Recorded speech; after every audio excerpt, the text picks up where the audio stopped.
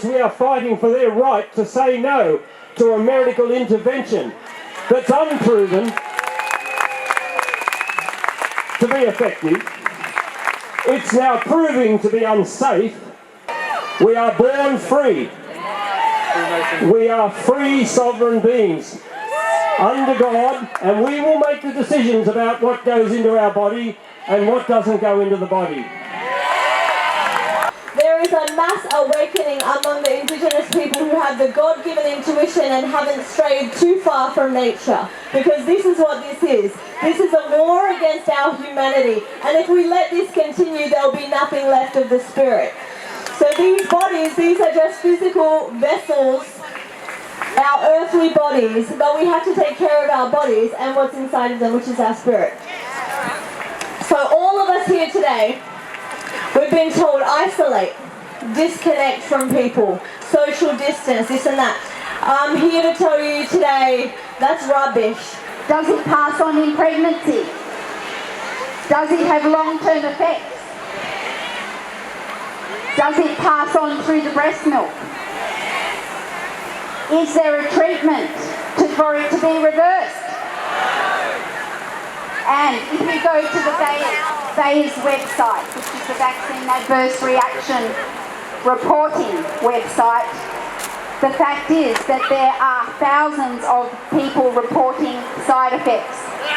Thousands. And one of these is a mother who had a 5-month-old baby who had the injection while breastfeeding, and he died of thrombocytopenia, TTP. This is a human thing we're doing here. This is not a protest. This is about us and the respect we have for each other and what we need to do to live freely in this country. We cannot allow the governments to get into our minds and control our minds. So then it becomes a race. And then we run out of time to live because we've got to chase.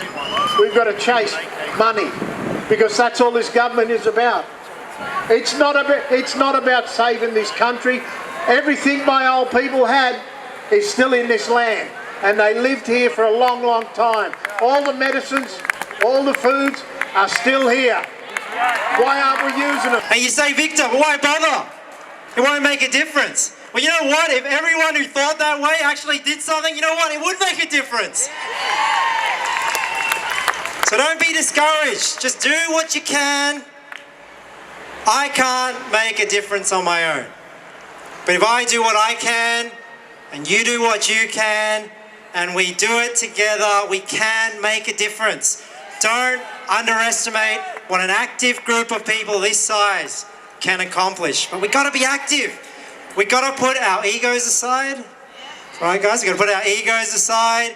We've got to put our unrelated differences aside and stand together, united behind this common cause if we want to preserve our health freedoms. So do something, do what you can, let's do it together, and always remember, muscles are like rights. If you don't use them, you lose them. All right, thank you, God bless you. Health is a personal responsibility. What about the immunocompromised and the vulnerable? I am a mother to a child who is medically vulnerable and has been for 7 years since tragically her first brain tumour. I have never requested that the school shut down in a gastro outbreak, which is dangerous for her.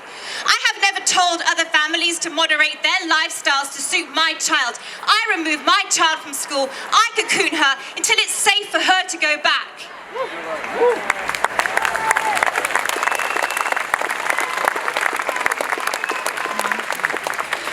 If you truly think that taking this shot will increase your vitality and your life force, as well as giving you the antibodies that are not synonymous with health, go ahead.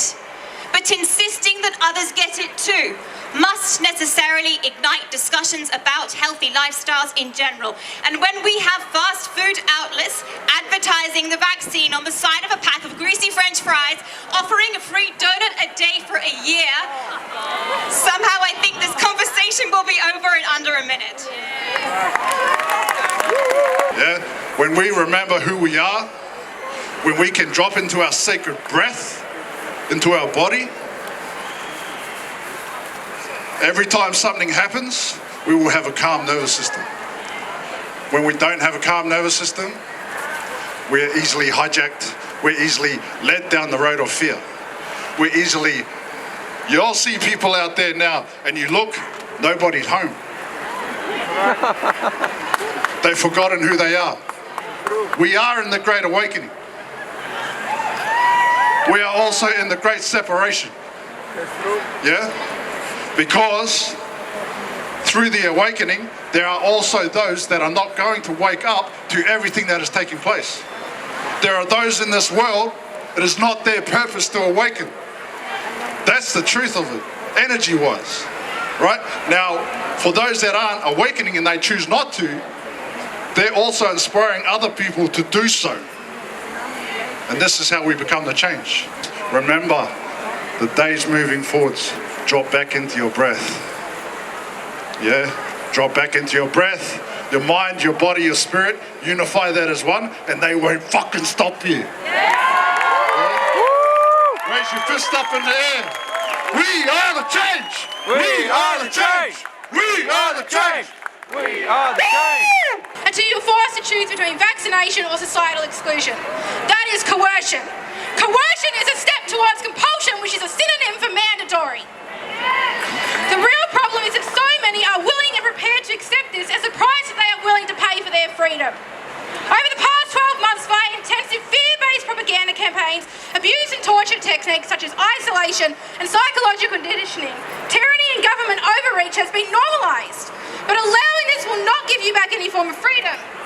Because if the government will take away the rights and we will allow them to separate us from our loved ones and give our elderly and our firm away to die alone, believe it indeed in their best interests. And if we allow them to take away our liberties and freedoms for the greater good, where does it end? So my question to you today is, are you and your family really willing and ready to roll over and be forced guinea pigs in these large-scale, real-time global vaccination trials? Because I don't know about you, but I am not. Where there is risk, there must be choice. Or if your child has a seizure right after their vaccines, the doctor says, that's normal, it's okay. It's not normal. So I need all the adults out here that don't want the COVID vaccine to also think about it when you're bringing your kids, your babies for them vaccines. Have a look into them. No baby should be getting a hepatitis B vaccine on their day of birth.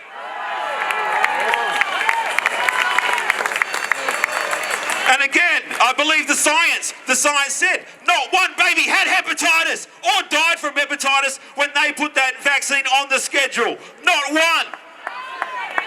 But why did they do it? Because adults didn't want the vaccine, so they give it to children. And they might do that next with this COVID. They're already bringing it out for kids that didn't get COVID because not enough adults have got it. So massive shout out to you. Australia is the smallest uptake of the COVID vaccine. So give yourself a round of applause. Olympians are allowed to go to the Tokyo Games without being forced to be vaccinated. But the Paralympians, as tough as any athletes in this country, are being forced to.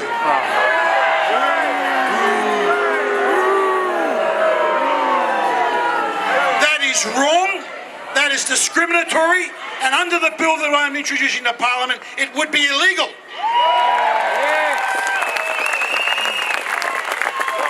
So I promise, while I have breath into me, I'm going to be in that federal parliament and I'm going to be keeping those bastards honest, and we are not going to have vaccine passports in this country.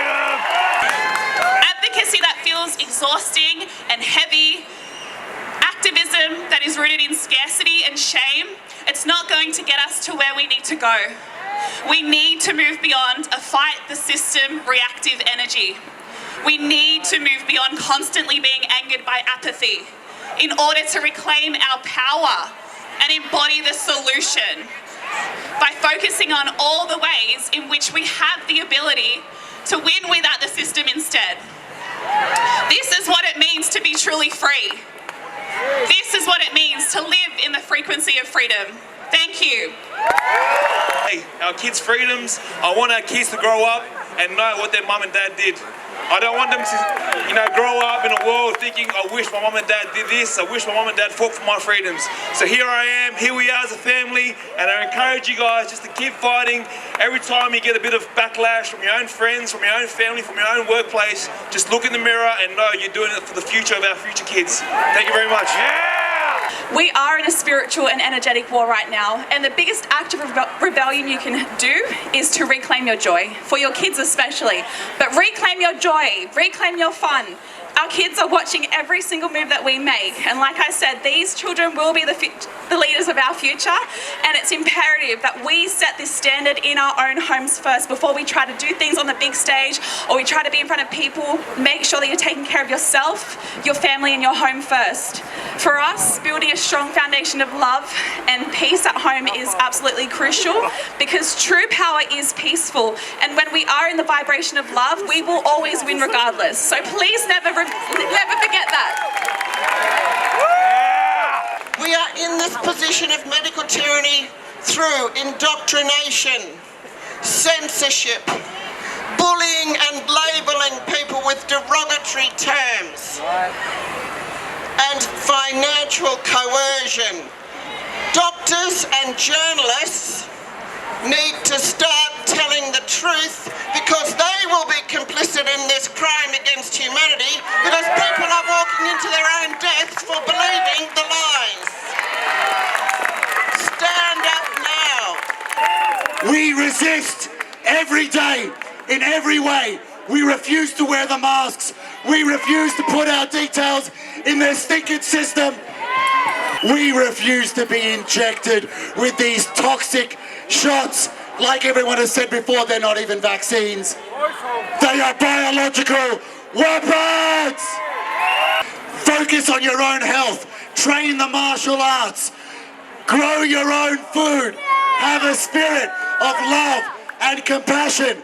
That's how we win. It is the power of peace that will prevail. The power of truth that will triumph. And the power of love that will lead us to liberty. Unfortunately, all three of my children are vaccine injured. I, like so many other parents, blindly put my faith in the system and did what I believed at the time was the right thing to do. Despite every inch of my being screaming at me to run out of those clinic appointments, I ignored my gut and did as I was told. That's a burden I must carry every day. After each shot, my children grew sicker, yet I still didn't connect the dots. Even after my daughter reacted so severely she had to be hospitalised for future shots. Unaware the reason she was hospitalised was because she may need resuscitating. I started blogging to talk about her struggles and to try and raise awareness as to why she had to be bandaged head to toe to avoid sunlight sending her into anaphylactic shock. I am forever thankful I did start our Facebook page, because it led me to the beautiful community that taught me to ask questions and look at what was really going on. It's the mark of the beast, prophesied over 2,000 years ago in our Holy Bible. St. John tells us, and that no man might buy or sell save that he had the mark or the name of the beast or the number of his name. And the smoke of their torment ascendeth up forever and ever, and they have no rest day or night who worship the beast and his image, and whoever receiveth the mark of his name. Now our government is telling us safe and effective, and it's a lie. And we're hearing we've got to do it for the greater good, and it's manipulation. And we're told that we can't go back to normal without the vax, which is not a vax. And it's coercion. Coercion, manipulation and lies is the MO of the government. And we've got to put a stop to it. We're seeing today, like masks and like lockdowns and like COVID injections and like all the things that they're imposing on us, is that they're symptoms of a bigger problem. God gave us everything we need in this natural creation He surrounds us with.